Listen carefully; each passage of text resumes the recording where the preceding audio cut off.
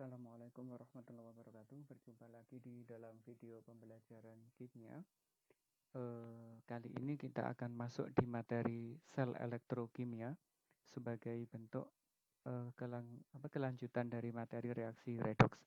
Karena reaksi redoks itu aplikasinya banyak sekali. Salah satunya adalah bisa dimanfaatkan dalam sel elektrokimia. Elektro berhubungan listrik, berarti kimia ada reaksi kimia. Nah, nanti di dalamnya ada reaksi-reaksi kimia yang berhubungan dengan energi listrik. Ada dua kemungkinannya, yaitu reaksi kimia yang menghasilkan listrik dan yang kedua adalah reaksi kimia yang memerlukan listrik.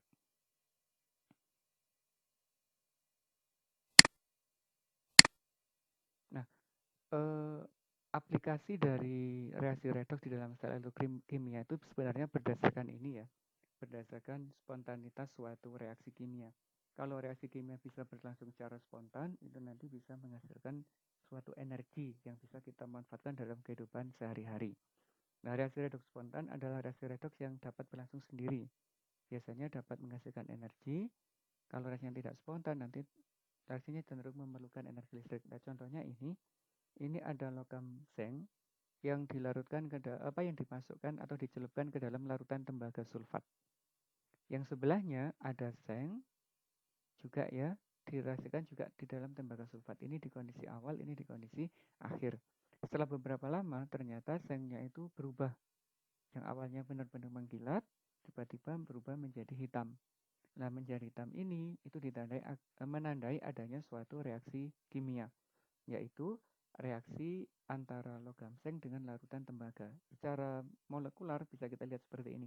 Ini adalah seng yang padat, belum terjadi reaksi, belum ada kontak. Ini adalah molekul atau ion dari Cu12. Kalau dia berinteraksi nanti terjadi tukar-tukaran. Terjadi reaksi redoks namanya ya. Reaksi redoks ini berlangsung spontan, yang sengnya nanti cenderung teroksidasi, sedangkan yang Cu cenderung tereduksi. Nah, kenapa satu teroksidasi, satunya reduksi ini tergantung pada reaktivitas logamnya. Nah, reaktivitas logam itu nanti dipelajari oleh Volta yang dikenal sebagai Darret Volta. Ini adalah logam-logam yang disusun oleh Volta berdasarkan tingkat reaktivitasnya, mulai dari litium yang paling kiri hingga Au yang paling kanan. Logam yang paling kiri adalah logam yang paling reaktif, sedangkan yang paling kanan adalah logam yang paling tidak reaktif. Berarti logam yang di sebelah kiri cenderung mengalami reaksi oksidasi, yang sebelah kanan cenderung mengalami reduksi. Batasnya mana? Batasnya nanti di ini. Nah, kemudian sebagai contoh misalkan ini ada reaksi antara Mg dengan Al3+. Kalau logam Mg dilarutkan dalam larutan Al3+, itu nanti akan terjadi reaksi. Akan tetapi kalau logam Al dimasukkan ke dalam Mg2+, itu tidak terjadi reaksi karena posisi Mg dan Al itu lebih kiri yang Mg. Artinya logam Mg itu lebih reaktif daripada logam Al. Mg dengan Al kalau digabung nanti Mg itu cenderung mengalami oksidasi, sedangkan Al cenderung mengalami reduksi. Itu ya. Nah, berdasarkan reaktivitas tadi, untuk sel elektrokimia itu dikelompokkan menjadi dua, ada sel Volta dan sel elektrolisis. Kalau sel Volta adalah sel yang dapat menghasilkan energi listrik. Artinya, ada reaksi kimia yang bisa berubah menjadi atau menghasilkan energi listrik. Sedangkan sel elektrolisis kebalikannya, yaitu reaksi kimia yang malah memerlukan energi listrik. Nah, gambarnya seperti ini. Ada dua bagian, ada anoda, ada katoda. Ini juga sama, ini ada anoda, ini juga ada katoda. Nah, perbedaannya di kutubnya. Kalau volta spontan, berarti katodanya bermuatan positif, anodanya bermuatan negatif. Kalau elektrolisis tidak spontan, berarti kutubnya dibalik, alur listriknya dibalik. Karena di katoda terjadi reaksi reduksi, sedangkan anoda terjadi reaksi oksidasi. Oksidasi itu cenderung untuk melepas elektron, berarti alirannya dari negatif ke positif. Gitu ya. Selnya kayak gini, ini adalah sel volta, ini adalah sel elektrolisis. Kalau sel volta, nanti listriknya dari anoda mengalir menuju katoda. Dan nanti detailnya kita bahas di bagian selanjutnya. Sekarang langsung kita masuk di bagian sel volta. Sel volta adalah proses yang menggunakan perubahan atau reaksi kimia agar menghasilkan suatu energi listrik. Nah, tadi kita sudah sempat membahas kilas ya, terkait dengan sel volta. Diagramnya nanti seperti ini. Ada 2 sel, ada sel yang sebelah kiri, ada sel yang di sebelah kanan. Nah, apakah anoda harus sebelah kiri, apakah anoda harus katoda sebelah kanan? Ini kita pakai perjanjian ya secara internasional bahwa anoda itu digambarkan sebelah kiri, untuk katoda di sebelah kanan. Yang harus kita perhatikan, siapa yang lebih katoda, siapa yang lebih anoda, yaitu tergantung pada deret volta. Misalkan kita ngambil contoh ini, ada seng sama tembaga. Seng itu posisinya lebih kiri daripada tembaga, sehingga seng nanti cenderung bertindak sebagai anoda, dan tembaga bertindak sebagai katoda karena sebelah kanan. Sebelah anoda terjadi reaksi oksidasi. Berarti nanti padatan seng ini, yang ini digambarkan seperti ini, lama-lama akan teroksidasi membentuk ion. Selama proses oksidasi inilah dihasilkan elektron. Elektronnya akan mengalir ke sini lewat kabel, ketemu lampu, dan menuju ke ruang sebelah, yaitu ruang katoda. Nah, di ruang katoda terjadi reaksi reduksi. Berarti nanti ion-ion Cu yang di larutan sebagian akan menempel di logam katoda karena dia mengalami reaksi reduksi. Nah, karena reduksi berarti nanti di sini memerlukan elektron. Agar elektron bisa ngalir dan mampu menyalakan lampu, di sini perlu dikasih jembatan garam. Yang fungsinya ada 2 ya. Jembatan garam itu yang pertama adalah untuk menghubungkan elektron di sel katoda dan anodanya. Yang kedua adalah untuk menetralkan muatan ion. Nah, bagaimana maksud menetralkan muatan ion? Di anoda tadi kan reaksinya reaksi oksidasi. Awalnya jumlah Zn12-nya nggak begitu banyak. Karena ada reaksi oksidasi berarti sebagian besar logam Zn akan terion. Ion-ionnya larut di sini. Akhirnya apa? Di sebelah anoda akan kelebihan ion positif. Berlaku sebaliknya untuk di katoda. Katoda tadi kan reaksinya reduksi, berarti sebagian ion itu akan tereduksi membentuk logam. Artinya apa? Di sini akan kekurangan ion yang bermuatan positif. Nah, jembatan garam itu adalah jembatan yang isinya ada larutan garamnya, misalnya KCl. KCl memiliki 2 ion, ada K+, ada Cl-. Yang Cl- bergerak ke anoda, yang positif atau K+- bergerak ke katoda, yang berfungsi untuk menetralkan atau menyeimbangkan jumlah ion di anoda dan katoda. Jika ini kita hubungkan, nanti listriknya, lampunya ini bisa nyala. Berapa besar tegangannya juga kita bisa ukur menggunakan voltmeter. Ini reaksinya oksidasi, Zn jadi Zn12. Ini reduksi, Cu12 menjadi Cu. Kalau ditulis reaksi reduksinya menjadi ini. Zn, Zn12, Cu12 menjadi Cu.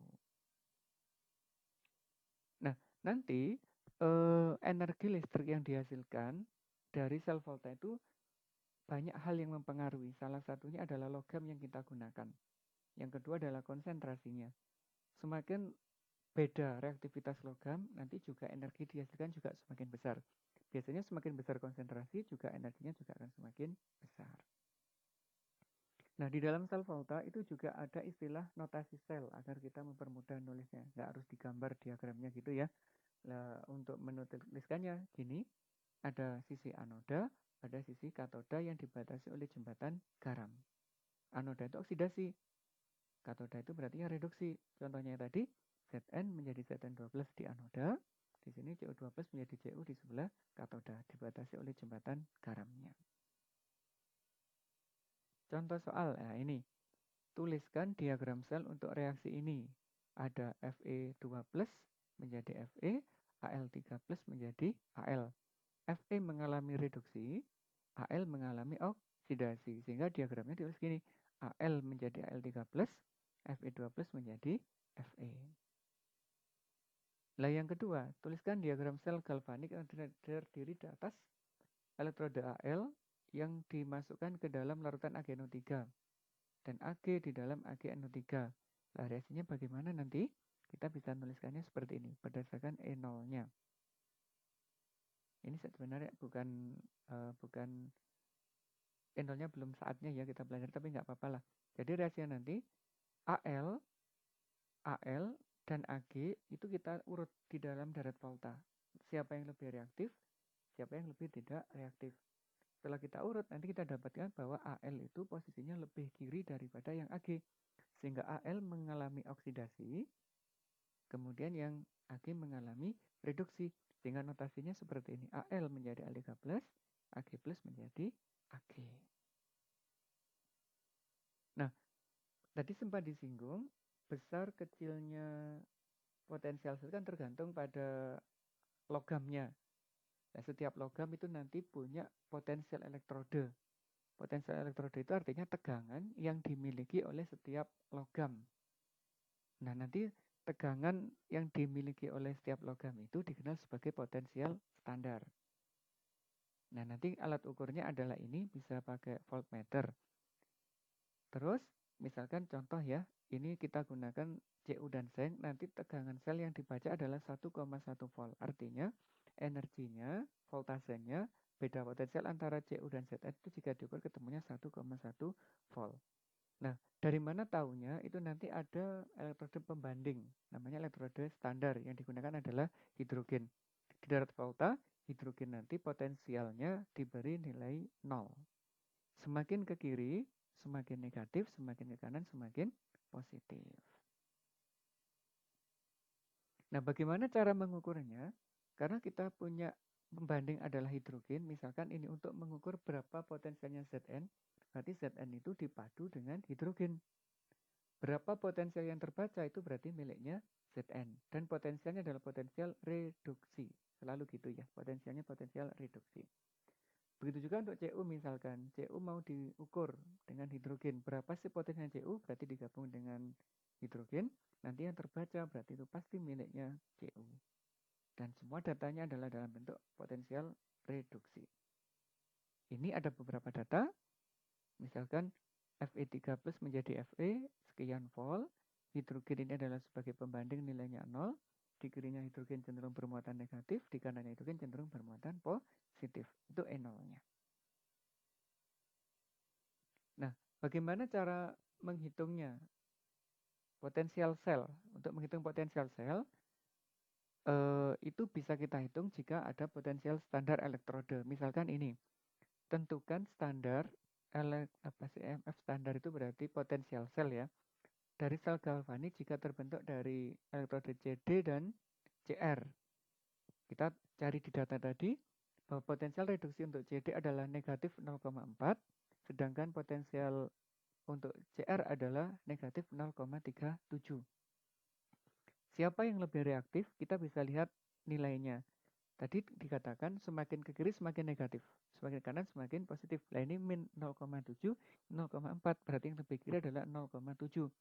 Berarti CR ini lebih reaktif daripada CD.